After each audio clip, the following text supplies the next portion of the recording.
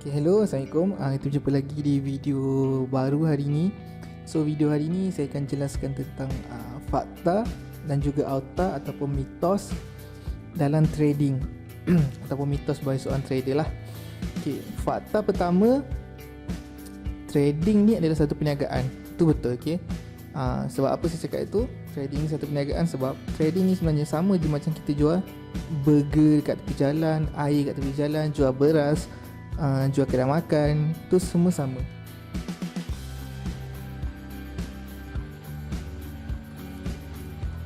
Okay, so untuk perniagaan ni kita tahu dalam berniaga ni kita tidak boleh predict kita punya keuntungan untuk hari esok. Contohnya hari ni kita mampu jual 10 balang air. Adakah esok kita dengan yakinnya bercakap yang aku mampu untuk jual esok 10 balang air? Tak semestinya. Kita ada berdepan dengan masalah cuaca, masalah pelanggan, tempat yang kita berniaga. So maybe esok kita tak boleh jual satu balang pun. Maybe kita akan buang je air yang kita bawa tu. Sama je macam trading. Hari ni kita untung $100, tak semestinya esok kita boleh untung $100. Ada kalanya kita tak untung pun, ada kalanya kita loss. Macam berniaga air, kalau kita buang semua air yang kita bawa tu, maksudnya kita loss lah. Sebab kita kan guna modal untuk buat air. Kita beli gula, beli pewarna, beli ais, beli air kosong untuk mix dengan campuran yang kita nak tu. So sama je macam trading. So kita kena betulkan mindset kita. Kita kena ingat yang trading adalah satu perniagaan. Okay. Yang mitosnya, ada orang cakap trading ni cepat kaya. Sebenarnya salah. Itu adalah mitos. Okay, sebab apa? Trading ni kaya ke tak bergantung kepada modal yang kita guna. Okay, calculation modal dia senang. Contoh kalau kita bermodalkan $100, contoh kalau modal kita $100, so sebulan kita dapat 10%. So maknanya dalam sebulan kita dapat hanya $10. So macam mana kita nak cepat kaya kat sini? Senang je. Kita deposit 1 juta,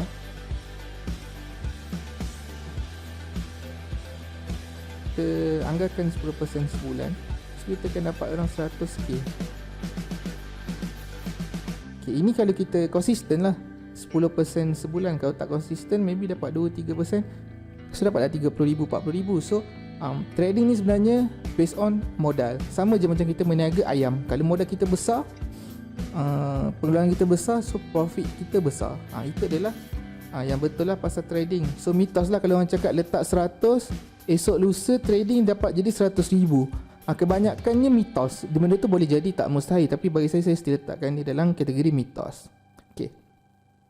And then second, orang cakap trading ni senang bila kita tahu kat mana bank letak order. Sebenarnya tak ada orang tahu kat mana bank letak order. Sebab apa? Bank pun menggunakan harga support dan resistance. Dia pun ada paras harga yang patut dia beli USD berapa, dan berapa patut dia hedging, dan berapa patut dia jual. Itu adalah bahagian mitos. Okay?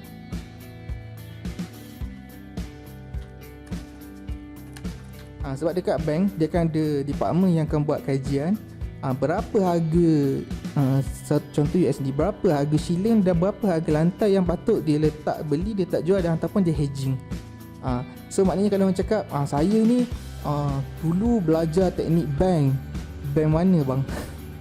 Tak ada orang, benda tu tak ada. Okay? Sebab dalam trading kita buat technical analysis, fundamental analysis, dan juga sentiment. So kita ada 3 kaki dalam trading, dan keempat adalah emotion kita, dan dalam emotion tu termasuk money management. Okay. So faktanya, yang kedua, pengalaman. Okay, untuk mahir dalam bidang trading ni, pengalaman sangat penting. Sebab tu kalau kita jumpa orang yang dah trade konsisten ataupun yang fokus satu teknik more than 4 or 5 years, kita akan nampak kadang-kadang dia tengok je chart tu, dia dah boleh anggap okay, sini boleh kot kita buy, kat sini boleh kita buat analisis untuk sell, kat sini boleh kita take position sell, dan dia tahu kira dan dia tahu risiko yang dia kena ambil dalam trading yang dia buat. So pengalaman sangat penting. Yang orang cakap newbie luck tu pun dekat mitos. Kadang-kadang newbie luck ni sebab apa? Sebab kita masa tu kita analisis jadi, kita betul-betul ikut SOP apa yang kita belajar. So that's why dia jadi. Bukanlah semua SOP jadi kan. Ada SOP yang kena stop loss kan, whatever. Tapi at least dia yakin dengan SOP dia dan dia try. Lepas tu yang mitos yang ketiga tu, orang cakap kenapa lot 0.01 selalu TP, lot 1.0 tak tipi. Okey, mitos yang pasal lot size ni bang, sebenarnya lot size ni mempengaruhi emosi kita. Kalau kita depo $1,000 and then kita letak 0.1, kebanyakan kita tak kisah pasal loss. Sebab apa? Kita rasa loss tu masih dalam kita punya tanggungan lah, yang masih dalam kita punya kawalan so yang faktanya sebenarnya adalah bukannya lot size, tapi kita punya penjagaan kat sini. Sinilah macam mana kita control risk kita dalam trading. Sebab itulah kebanyakan letak 01 dia jadi, letak 0.1 dia tak jadi. Sebab apa? Sebab ialah kita kat situ. So bila kita terjaga, otak kita akan buat analisis dengan tepat lah. Otak kita ni kita panggil dalam bawah tu kita panggil apa? Subconscious minds. Iaitu kita berfikir dengan apa yang kita pernah buat. So dia relate, so dia jadi satu macam powerful mind masa tu. Masa tu otak kita akan nampak benda yang kadang kita pun tak faham, tapi kita boleh buat benda tu. Faham tak? Itu nama dia subconscious mind. Lepas tu lagi yang mitos ni yang pernah saya dengar, orang cakap belajar banyak teknik bagus. Bang, itu sebenarnya mitos. Belajar banyak teknik sebenarnya tak bagus, sebab kita jadi butterfly trader. Kalau kita banyak belajar teknik, contohnya kita belajar macam-macam teknik. Teknik A, teknik B, teknik C, teknik D, teknik G, teknik sampai teknik Z. Dah 7 tahun kita trade, kita still newbie. Sebab apa? Di setiap satu teknik kita ialah newbie. Dan 7 tahun yang kita habiskan masa tu sia-sia, kita jadi seorang newbie. Okay? Untuk belajar banyak teknik boleh, tapi dia based on satu teknik. Contohnya kat sini, saya letak kat fakta ni, satu teknik. Maksud satu teknik ni bukan kita belajar SNR je, bukan. Kita belajar SNR tapi daripada cikgu yang berbeza. So maknanya kita dapat tahu, dekat cikgu ni boleh cover apa yang cikgu ni tak ajar. And then dekat cikgu ni boleh cover apa yang cikgu A tak ajar. Tapi kita stay based on satu teknik. Contohnya kalau SND, kita fokus kat SND dan kita pergi belajar kat 8 cikgu. Tapi kita punya base stay SND. So kita tahu, cikgu ni SND dia ada tambah ni sikit, cikgu ni ada tambah ni sikit. So kita akan boleh buat satu teknik yang sesuai untuk diri kita. Betul macam tu. So yang lagi pasal mitos dalam trading ni, ada orang cakap currency crash. Crash bila bergerak 100 pip ataupun 100 point. Bang, bagi saya itu adalah mitos. Sebab apa dia macam ni? Jika 100 pip, 100 pip jika 100 pip, 100 pip, kalau nilai euro USD masa tu ialah, saya lukis lah, masa tu ialah 1.2345, 100 pip baru dekat sini. So ini akan jadi 1.2445. Kita tengok ini ringgit, 10 sen dan ini sen. Maknanya baru bergerak 1 sen.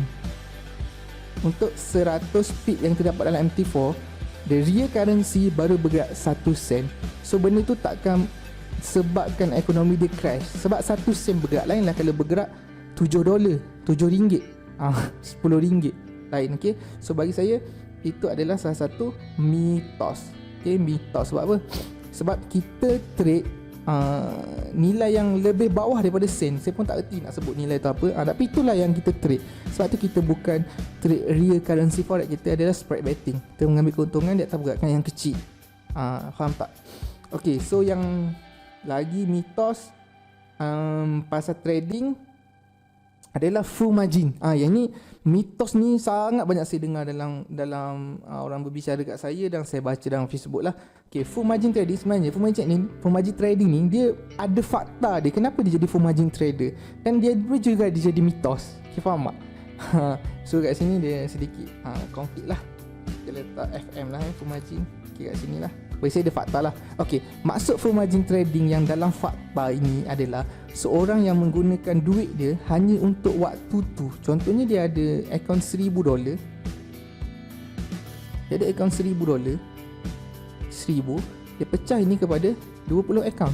So satu akaun dia adalah $50. So risiko dia ialah win or loss trade tu $50 dia akan burn. So maknanya dia macam full margin, all out. Tapi dia buat analisis, Dia tahu kat mana nak letak position dia. So dia tak ada stop loss lah. Dia anggarkan kalau dia masuk 10% 50 pip, tak jadi loss lah. So ada orang cakap, yang jadi mitosnya bila dia cakap trader full margin ni akan terus kaya. Itu mitos bang. Mitos dia jadi bila dia ada 1,000 kan, 1,000. Okay, ini duit gaji dia, and then dia all in dalam satu account. Dia all in $1,000. Ini yang jadi mitos. Sebab apa dia kan cakap mitos lah trading ni boleh sebab buat duit.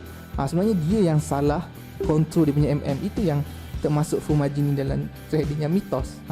Faham tak? Itulah mitos dia. Dia yang jadikan benda tu mitos. Bukan MM tu yang mitos. Dia yang dikandung mitos. Okey. Yang keenam, saya buka 6 je lah.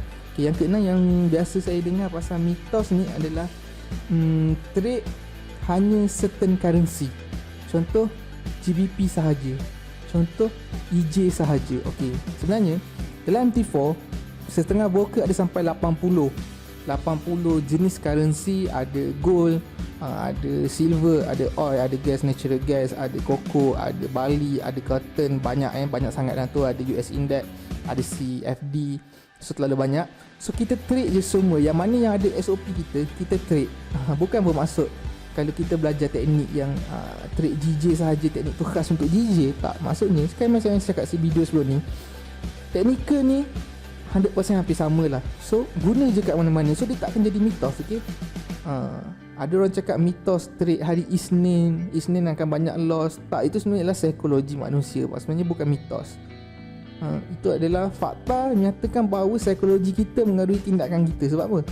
Sekali nak cakap mitos, yang berdepan dengan cak adalah diri kita sendiri. Yang buat decision adalah kita, yang tekan adalah kita. So kenapa kita menganggap itu adalah satu mitos? Kita boleh menjadikan mitos tu kepada fakta dan fakta tu kepada mitos. So semuanya dekat diri kita. Sebab itulah janganlah anggap trading ni satu program cepat kaya, satu cara mudah nak dapatkan duit, kena trade dalam keadaan stres. Tak, trading ni adalah yang betul-betul perniagaan. Kita kena trade dalam keadaan tenang. Kita kena tahu faktor risiko, risk kita, reward kita berapa, barulah kita menjadi seorang trader yang sukses. Maksud sukses tu bukanlah billionaire, tapi dia bebas dalam kewangan. So dia boleh makan apa yang dia nak, dia boleh beli apa yang dia nak.